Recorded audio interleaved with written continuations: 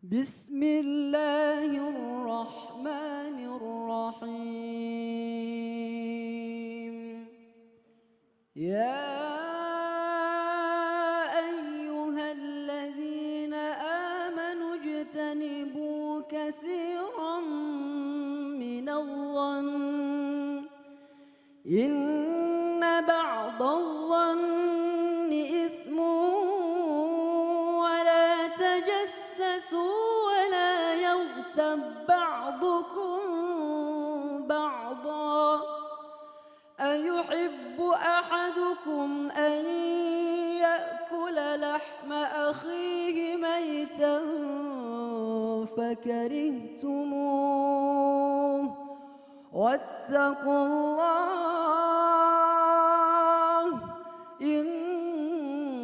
innallaha tawwabur rahim. Bismillahirrahmanirrahim. Ya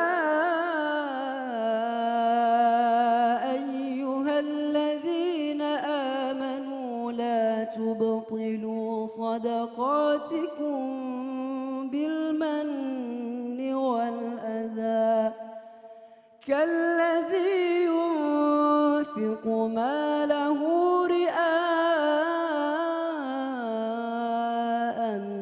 nasi wa la yu'minu billahi wal yawmil akhir. Dari dua ayat yang kita dengarkan begitu indah dari Muhammad Miftah, ini ayat yang memang ditakutkan secara global. Saya akan kasih artinya dengan ayat yang Allah Subhanahu wa taala yang pertama ayat ini dibacakan surah Hujurat ayat ke-12 tadi. Itu dikatakan tentang orang-orang yang riba, orang-orang yang mencari keburukan orang lain, orang-orang yang melakukan hal yang tidak bagus. Ini ditakutkan sesuai yang kita bahas tema saat ini adalah apakah yakin sholat kita sudah diterima. Kita sholat tapi kita masih riba, kita sholat masih melakukan mencari kesalahan orang lain, kita sholat masih melakukan perbuatan maksiat. Ditakutkan sholat kita tidak dianggap oleh Allah Subhanahu wa taala. Juga dari ayat yang kedua yang dibacakan oleh beliau tadi surah Al-Baqarah tadi mengatakan bagaimana orang juga yang dia bersedekah, yang dia infak, yang dia melakukan kebaikan, tapi dengan manna, dengan melakukan mengungkit-ngungkit kebaikannya, dia memberikan sesuatu sampai menyakiti hati orang tersebut, ditakutkan sedekahnya, sholatnya tidak diterima atau tidak ada arti di sisi Allah Subhanahu wa taala. Oleh karena itu para pemirsa jamaah Islam itu indah yang dimuliakan oleh Allah Subhanahu wa taala, perbaguskan sholat kita, perbaiki sholat kita. Kenapa?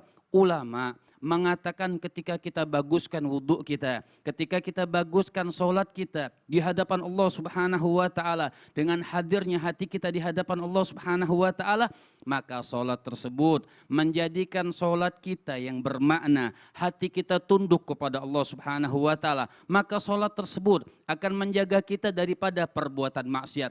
Sholat akan mencegah kita dari perbuatan riba. Sholat tersebut akan mencegah daripada perbuatan sedekah yang tidak ikhlas di hadapan Allah Subhanahu wa taala. Maka Sayyidina Imam Hasan Al-Basri alaihi rahmatullah radhiyallahu taala anhu arda, tidaklah orang yang melakukan sholat dengan tidak khusyuknya kecuali banyak berbuat sesuatu yang tidak diridhoi oleh Allah Subhanahu wa taala. Kalau kita lihatkan hadis daripada Rasul sallallahu alaihi wasallam sampai hadis Nabi mengatakan riba asyaddu minaz zina. Dosa riba itu lebih besar daripada dosa zina. Bukan berarti kita boleh zina. Dan juga digaris bawahi hadirin para jamaah yang dicintai oleh Allah Subhanahu wa taala, jangan pun merasakan oh, saya masih riba, saya masih berbuat buruk, terus stop kita punya sholat. Tidak. Teruskan sholat kita, walaupun kita belum bisa menjadi orang yang baik, teruskan sholat kita. Insya Allah sholat kita akan diterima di hadapan Allah dan menjadikan diri kita menjadi orang baik di hadapan Allah Subhanahu wa taala. Amin, amin ya rabbal alamin.